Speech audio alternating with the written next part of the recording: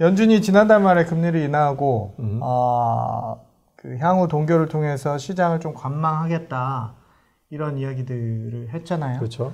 김영준 전문가께서는 연준의 최근 동향 어떻게 보시고 간략하게 좀 설명을 해주시고 이런 동향에 대한 분석 한번 부탁드리겠습니다. 일단 뭐 올해 3번의 금리를 내리고 네. 그 다음에 또 그 단기 채권을 네. 리포 마켓을 통해서 이제 매입을 하면서 네. 지금 거의 한 2천억 달러 네. 정도의 유동성을 지금 공급한 상태거든요. 네.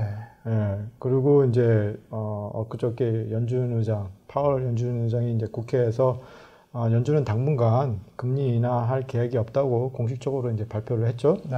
예, 그리고 어저께 또 트럼프 대통령하고 그 재무부 장관하고 이제 만나서 했는데도 네. 거기서도 뭐 이제 당분간 금리 인하는 없을 거라고 이제 얘기를 한 걸로 알고 있는데, 네. 예, 또 일단은 지금 상황에서는 금리 인하는 일단 내년 전반기까지는 금리 인하가 없을 거라고 저는 생각을 하고 있습니다. 네. 뉴스를 보다 보면 이 연준의 대차대조표를 확대한다 이런 표현들이 좀 많이 나와 있는데 일반인들 입장에서 잘 안 와닿을 것 같은데 이 부분이 어떤 의미인지 설명해 주시죠. 뭐 한마디로 얘기해서 은행에다가 네. 은행이 이제 보통 그 자산이 채권인데 네. 장기 채권이 있고 단기 채권이 있잖아요. 네. 지난번 그 QE 양적 완화는 사실은 장기 채권을 매입하면서 이제 유동성을 이제 은행들에게 그 현금을 줬다면 네. 이번에는 이제 단기 채권을 네. 은행으로부터 사들이면서 네. 은행에다가 이제 또 유동성을 공급을 한 거죠. 뭐 네. 그 이유는 사실 뭐 여러 다른 뉴스 채널에서도 많이 언급을 했고 네. 한마디로 얘기해서 은행 보고 채권을 사고 캐시를 주는 거예요. 그래서 은행으로 하여금 그 캐시로 하여금 뭐 좀 더 랜딩을 하라고 네. 예, 아니면 그걸로 어떤 뭐 투자를 하든지 뭐 이런 게 이제 하는 거죠 지금. 네. 내년에는 한 번 정도 금리 인하 예상하신다고? 그렇죠. 제가 이제 지금 시장에서는 네. 일단 그러니까는 뭐 이건 제 견해이기도 하지만 네. 시장에서는 내년 후반에 금리 인하할 것을 또 예상을 하고 있거든요. 네. 저 같은 경우도 사실은 처음에는 내년 초에 한 번 더 할 거라고 이제 예상을 했었어요. 왜냐하면 작년에 4번 했다가 올해 이제 다시 4번 올렸었는데 다시 제자리로 돌아오고 있는 건가요? 그렇죠. 제자리로 이제 돌아가는데 아직 이제 한 번 더 하면 남아 있긴 하지만 네. 지금 이제 관건은 미중 무역 협상이 타결되느냐 안 되느냐에 따라서 네. 내년 초에 한 번 더 할 수도 있고 네. 아니면 그것이 뭐 잘 타결이 되고 경기가 이제 무난할 이렇게 리세션이 올 확률이 떨어지고 경기 지표가 나쁘지 않으면 내년 후반에 가서 한 번 더 할 수 있지 않을까. 네. 그렇게 이제 개인적으로 생각을 하는데, 네. 예, 뭐, 그거는 이제 마켓이 어떻게 반응하느냐에 따라 이제 연준이 또 하겠죠. 네. 마켓의 상황에 따라서 달라질 수는 있겠지만. 이게 참 재미나는 게 뭐냐면, 사실 연준이 시장을 이끌어 나가는 게 아니라 시장의 반응에 따라 연준이 반응을 했거든요. 네.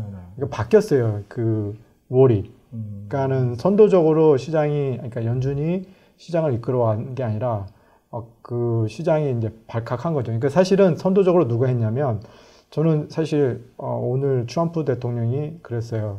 나는 마이너스 금리를 원한다. 참 이 말이 상당히 자기는 마이너스 금리를 원한다. 왜 다른 나라는 마이너스 금리를 하고 있는데 왜 우리 미국은 마이너스 금리를 하지 않느냐. 그래서 나는 마이너스 금리를 원한다. 사실은 지금 이제 미중 무역 협상이 어느 정도 타결될 거라고 굉장히 많이 이제 이야기들이 나오고 있는데 커들러가 이제 백악관의 그 경제 자문은 커들러가 어느 정도 합의가 됐는데 아직 트럼프 대통령이 사인을 안 했다. 그 얘기는 뭐냐? 한번 끌고 있으면서 마음에 안 들면 한번 뒤집어 갖고 연준으로 그렇게 되면 어떻게 돼요? 시장이 또 이렇게 하락할 거 아니에요. 그러면은 이제 그렇죠. 뭐 사실은 이제 이거는 제 개인적인 생각이지 뭐 개인적인 생각이고요. 개인적인 생각이지. 그러니까는 트럼프 대통령이 연준을 좀 약간 좌지우지하는 것 같아요. 그러니까 시장을 통해서. 느낌상. 예, 그러니까는 다이렉틀리 연준에게 막 금리 내리라고도 했지만 네. 그렇다고 해서 뭐 연준이 금리 내리면 그 연준의 그 독립성이 훼손이 되잖아요. 네. 그러니까 그래? 그러면 내가 시장을 통해서 미중무역이라는 그것을 통해서 니네 연준이 금리 내릴 수밖에 없는 그런 저기 막 그 밑그림을 그려주는 거죠. 만들어주는 거죠. 말씀하신 대로라면 연준을 움직이기 위해서 시장을 움직이는 뭐 그러니까 신인가요? 신은 아니지만 이제 그만큼 이제 압박을 가하고 있는 상황이고 그래서 만약에 시장이 지금 시장이 굉장히 지금 많이 올라가고 있는 상황인데 이게 또 막 하락하거나 그렇게 되면 연준에서도 또 한 번 더 금리를 인하할 수 있지 않을까 그런 개인적인 생각이 듭니다. 알겠습니다.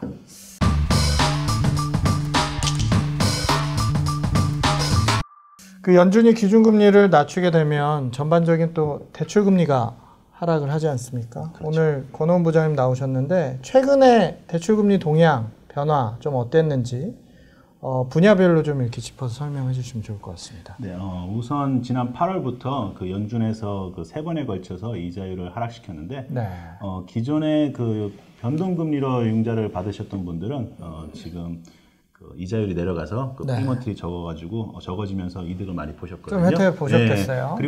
그리고 새로 융자를 받으시는 분들도 그 같은 조건의 변동금리를 받으시면은 같은 조건이라도 이자율은 낮거든요. 그러므로 해서 그 페이먼트가 8월 전보다는 확실하게 낮아졌기 때문에 이득을 보고 계십니다. 그리고 그 한국 분도 잘 아시는 그 SBA 융자가 있는데 그 SBA 융자는 유명한 게 두 가지가 있어요. 그 중에서 제일 많이 하는 게 SBA 7A라는 프로그램인데 그 프로그램은 대부분이 변동금리로 손님들한테 제공을 하는데 그래서 그런지 이제 대부분 손님들이 혜택을 보셨을 거고 대부분이 그 이번에 혜택을 많이 보셨고 또 다른 프로그램이 이제 SBA 504라는 프로그램이 있거든요. 근데 그거는 그 프로그램 자체가 그 장기 고정금리 그 프로그램이라 가지고 이번에 전혀 이득을 받지는 못하셨어요. 그러면 이번에 지금 현 상태에서 새로 SBA 융자 받으시는 분들은 이 504로 장기 고정금리로 받으시면 좀 혜택을 보실 수도 있겠네요. 그렇죠. 지금 향후의 어떤 변화에 따라서. 그 504 프로그램이 고정인데 지금 그 20년, 25년 고정이 이자율이 엄청 많이 낮아져가지고 지금 4%나 그 밑에까지 그 하거든요. 그러니까 그 상업용 융자는 그 집 융자는 다르게 좀 더 많이 이자율이 높게 적용되는데 지금 4% 정도나 그보다 낮다는 얘기는 엄청 낮은 이자율이기 때문에 그걸 25년 동안 하기 때문에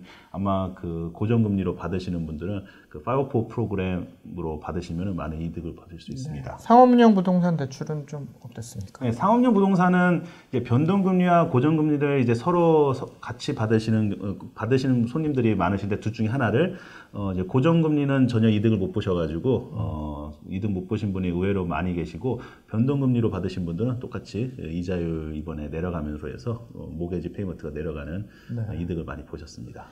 그러면 그 실질적으로 이제 고객들을 많이 접하시다 보면 그 스몰 비즈니스 업계나 상업용 부동산 대출 받으시러 오는 분들 어떤 그 예전하고 다른 변화가 좀 느껴지시는 게 있는지 또 내부적으로 심사가 좀 강화되는 느낌도 있을 것 같아요. 너무 많은 분들이 또 이렇게 문의를 해오시면 어떻습니까? 그렇죠. 네, 지금 이제 이자율이 내려가는 그 상황이니까 손님들이 이제 비즈니스나 그 부동산을 보유하고 계신 분들은 우선 당장 페이먼트가 내려가서 이득을 좀 보시고 계시거든요. 그러다 보니까 그 새로 신규 상업용 부동산을 그 구매하시려고 하시는 손님들이 문의가 지금 조금씩 늘어나고 계시고요. 그렇습니다. 네, 그렇죠. 네, 그리고 나서 아무래도 같은 건물에 그 같은 인컴을 벌을 때 모게지가 내려가면은 조금 더 그 벌어들인 순이익이 늘어나시니까 손님들이 좀 좋아하시는 것 같아요. 그러다 보니까 새로 건물을 사시는 거에 관심을 가지시고 근데 이제 은행들은 그런 손님들한테 이자율을 좀 지금 많이 내려갔잖아요. 낮은 이자율을 제공하다 보니까 이제 버는 게 줄기 때문에 좀 더 이제 안전한 거 위주로 하려고 이제 많이 그 추세가 진행되고 있거든요. 그러다 보니까 좀 더 심사가 강화돼가지고 다운을 좀 더 많이 요구하거나 아니면 좀 안전하고 좋은 부동산이나 비즈니스에 그 융자를 하려고 그런 쪽으로 지금 움직이는 중입니다. 네, 알겠습니다. 검 부장님, 그러면 그 최근 대출금리 동향에 따른 스몰 비즈니스 업종별로 좀 어떤 트렌드가 좀 있습니까? 어떻습니까? 네. 지금 대출금리가 낮아진다는 얘기는 미국 미래의 미국 경제가 조금 이제 안 좋을 수 있다는 예상이 더 많다는 얘기거든요. 계속 저희가 경기 침체가 올 수 있다는 얘기를 했고, 그다음에 교수님께서 말씀하셨듯이 연준의 어떤 그런 조치들이 경기 침체를 뒤로 이렇게 밀어주고 있는 지금 그렇죠. 그런 상황이다. 맞습니다. 이렇게 지금 보고 있는데, 네, 계속 네. 말씀해 주시죠. 그래서 네. 그런지 스몰 비즈니스에 대한 융자가 미국 네. 전체 내에서 많이 줄었거든요. 네. SBA가 이제 스몰 비즈니스한테 융자를 제일 많이 해주는 그 프로그램인데, 그 작년 대비 그 올해가 SBA 그 융자 금액 총 금액으로는 10%가 줄었고 건수로는 15%가 줄었어요. 이게 2017년에 피크였고 그 다음부터 2018에 조금 줄었는데 2019는 엄청 많이 줄었거든요. 두 자릿수 이상 감소를 한 거네요. 큰 차이가 나는 건데 그러다 보니까 이제 업종별 트렌드가 이렇게 별로 좋은 상황이 아니거든요. 이 스몰 비즈니스 융자가 SBA 융자가 적다는 얘기는 그만큼 창업을 많이 안 한다는 얘기잖아요, 결국은. 그러면 미국은 어쨌든 스몰 비즈니스가 강해야 이 경제가 좀 이렇게 잘 원활하게 돌아간다고 볼 수 있는데 그런 것들이 계속 지금 약해지고 있는 트렌드다 이렇게 볼 수 있는 겁니까? 저 아마존 이펙트가 상당히 많다고 생각합니다. 리테일 분야에. 네, 그렇죠. 네, 알겠습니다. 그 분야별로 좀 설명을 해주시죠. 어떤 부분 대출을 가장 많이 해주시나요, 최근에? 이제 가장 많이 하는 스몰 비즈니스로는 그 호텔이랑 모텔이 있거든요. 이제 호텔, 모텔은 2018년까지 현재 기록은 이제 2018년까지 나와 있어서 2018년까지는 꾸준히 매상이 계속 늘고 있었어요. 전체 미국 내에서. 그런데 지금 이제 비용이 많이 늘어가지고 그 2017년 대비 2018년에 그 매상은 늘었는데 그 순이익은 프로핏 마진은 거의 늘지를 못하고 있어요. 특히 그 거기서 제일 중요시 보는 게 그 60% 오큐펀시, 그러니까 점유율이 60%가 안 되는 호텔들이나 모텔들은 그 비용이 너무 많이 늘어가지고 2017에 비하면은 순이익이 더 줄은 경우가 훨씬 많이 보이고 있습니다. 에어비앤비 때문에 그런가요? 그것도 있고 아무래도 이제 덜 놀러 가나요, 사람들이? 아무래도 이제 경기가 안 좋아지면 사람들이 제일 먼저 그 예산을 깎는 게 아무래도 이제 그렇죠. 여가, 트래블, 비즈니스도 마찬가지고 비즈니스도 버젯이 잘리면 제일 먼저 자르는 게 트레이닝하고 트래블이니까. 그렇습니다. 그 다음에 또 어떤 업종들이 있을까요? 그 다음으로 이제 또 많이 하는 그 업종 중에 대표적인 게 그 주유소가 있거든요. 주유소 같은 경우도 지금 이제 뭐 트렌드가 새로 그러니까 지어지는 게 아틀란타만 봐도 새로 주유소가 많이 지어지는 데가 많거든요. 그 경쟁이 많이 늘어서 그런지 매상이 지금 많이 줄어든 주유소들이 많이 있어요. 근데 다행히 조지아는 그 몇 년 전에 그 조지아 라러리에서 그 갬블링 머신을 이제 그 허가를 내줘가지고 합법화 시켜가지고 각 그 주유소마다 그 엑스트라 인컴이 생긴 거예요. 그래서 그런지 매상은 줄었지만 그래도 뭐 꾸려 나가고 생활하시고 대출 페이먼트 내시는 데는 크게 이제 어려움을 겪으시는 분은 별로 없는데 문제는 타주는 이제 손님 중에서 요즘 들어 점점 그 어려움을 호소하는 경우가 많이 늘었습니다. 제일은행이 타주에도 브랜치가 있지 않습니까? 뭐 뉴욕도 있고 뭐 텍사스에도 있고 그 외에 다른 손님들도 많이 있을 거 아니에요? 타주에. 그렇죠. 저희가 그 꼭 브랜치만이 아니더라도 그 롱 프로듀싱 오피스라고 그 딴 LPO 그게 뭐 워싱턴 주라든가 캘리포니아 주 그다음에 브랜치가 뉴저지하고 뉴욕 그래가지고 업스테이트 그거 전부 다 관리하거든요. 그리고 텍사스에는 이제 브랜치 이렇게 있고 그래가지고 휴스턴에 있지 않아요? 휴스턴은 댈라스에 있어요. 댈라스.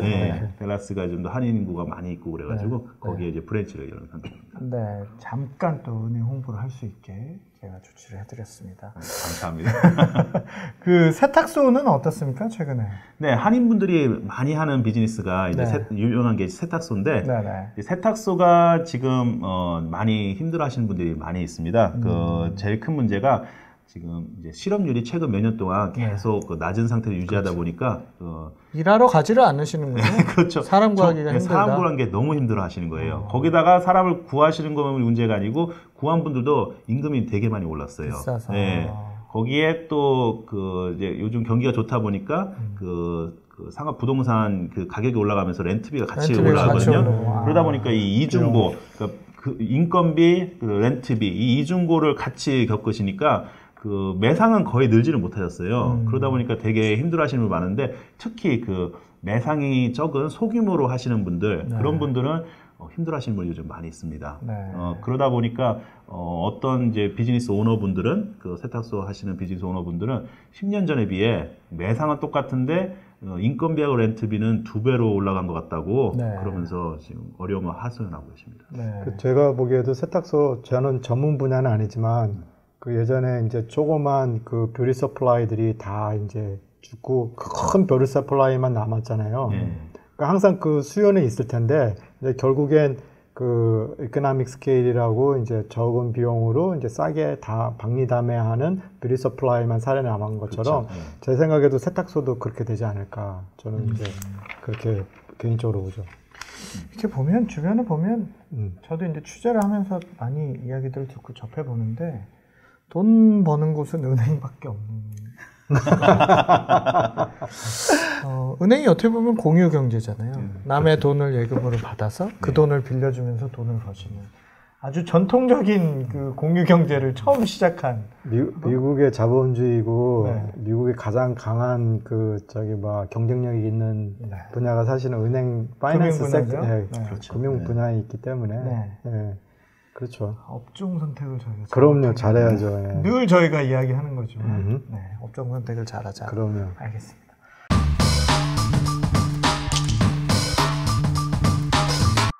본부장님께서는 내년 금리 동향, 대출 금리 동향 좀 어떻게 보시고 비즈니스 하시는 분들 어떤 식의 준비, 어떤 식의 접근을 해야 될지 한번 가이드를 한번 해주시면 좋을 것 같습니다. 네. 지금 많은 경제 전문가들분께서 지금 내년 초나 아니면 내년 후반기에 연준에서 다시 한번 이자를 내릴 거라고 예상하신 분이 많은데요.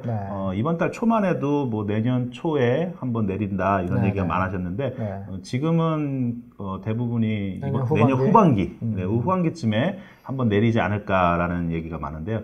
어찌됐든 은행에서 보기에는 내년에는 이자 한 번 더 내려갈 것 같은 예상이 있기 때문에 은행들도 좀 더 내려갈 걸 대비해서 좀 더 이자율을 이제 낮추는 추세로 있거든요. 그러다 보니 이제 손님분들께서 이제 그 새로 융자를 하시거나 아니면 재융자를 받으실 때 좀 천천히, 왜냐면 조금만 지나가면 이자가 내려가니까 천천히 이제 여러 은행들 비교해 보시면서 좋은 조건을 이제 제공하는 은행들을 찾으셔가지고 하는 게 그 손님들에게 되게 좋은 방법인데. 근데 여기서 이제 좋은 조건이란 낮은 이자율만 찾으시면 안 되고 왜냐면은 그 새로 융자 받거나 재융자 받으실 때 그 대출 비용이라는 게 발생하거든요. 그게 의외로 꽤 많은 비용인데 그러므로 해서 그 이자가 조금 낮추더라도 만약에 비용이 많이 들면 그게 뭐 소용이 없는 거잖아요. 그렇죠. 그래가지고 아예 뭐 이득이 거의 없거나 뭐 시간만 날리고 이득은 거의 없거나 아니면 손해를 보는 경우가 생기거든요. 근데 그런 거 때문에 그 융자를 받으실 때는 이제 좀 다시 한번 생각해가지고 내가 과연 이 비용을 써가지고 이 정도 이자를 내렸을 때 이득이 되는지 안 되는지 그런 거 확인해 보시는 게 아마 그 지혜로운 손님이라고 생각하시면 제일은행은 대출 비용을 많이 받으시나요? 최대한 적게 하려고 노력하고 있습니다. 알겠습니다. 제가 그 집에 관심이 많아서 이렇게 집 이런 온라인 사이트에 들어가서 집을 자주 찾아보는데 최근에 매물이 그렇게 많이 올라오는 느낌이 아니에요. 비수기이기도 한데 작년 비수기 때와는 또 다른 느낌인데 이게 셀러도 그렇고 바이어들도 그렇고 금리가 내려갈 시기를 기다리는 것 같은 그런 느낌인 거죠. 그러니까 예를 들어서 지금 내놨을 때는 집값을 더 가치를 덜 받을 것 같으니까 내년 성수기를 대비해서 내년에 또 금리가 내려가게 되면 더 많은 바이어들이 몰리면 아마 셀러스 마켓이 한동안 또 유지될 거라고 이렇게 보는 집값도 올라갈 수 있고 손님들이 그런 분들이 많지 않나 그런 예상을 좀 지금 집을 꼭 내놔 어디 릴로케이션 하는 사람이 아니면 꼭 팔아야 되는 사람이 아니면 지금 집을 내놓지는 않죠. 이자가 내려가면 바이어분들도 좀 더 페이먼트가 낮으니까 네. 그 더 좋은 집, 좀 더 비싼 집을 살 수 네. 있는 상황이 생기니까 네. 아무렇지 않아도 그러지 않아도 좀 집값이 네. 더 오를 수 있는 상황이 될 수 있죠. 저는 근데 늘 그렇지만 장고 끝에 악수를 둔다고 살 수 있을 때 사자 뭐 이런 주의인데 주식도 그렇잖아요. 계속 보고 있다가 고민했다가 이제 막차 타서 들어가서 돈 잃고 막 이런 케이스가 많잖아요. 그러니까는 주식은 그러니까 미국은 자본주의 사회이기 때문에 네. 재산을 불릴 수 있는 저기가 사실은 이제 주식에 투자하고 네. 부동산이 있잖아요. 네. 그 다음에 뭐 채권이 있고, 네. 그러니까는 사실 또 자산이 미국은 이 부동산, 그러니까 주식이 차지하는 분야가 굉장히 높기 때문에 네. 그 웨alth 이펙트 때문에도 그렇고 만약에 주식시장이 폭락을 하게 되면 미국 경제가 흔들리기 때문에 웬만해서는 연준에서도 그렇고 미국에서도 정책적으로 사실 주식시장이 완전히 무너지게끔은 나누지는 않는다는 얘기죠. 네. 한국에서 한국이나 이제 제 다른 이제 뭐 상국가에서 이제 하는 방법은 이제 부동산이지만 중국 같은 경우는 80%의 자산이 부동산에 있고 네.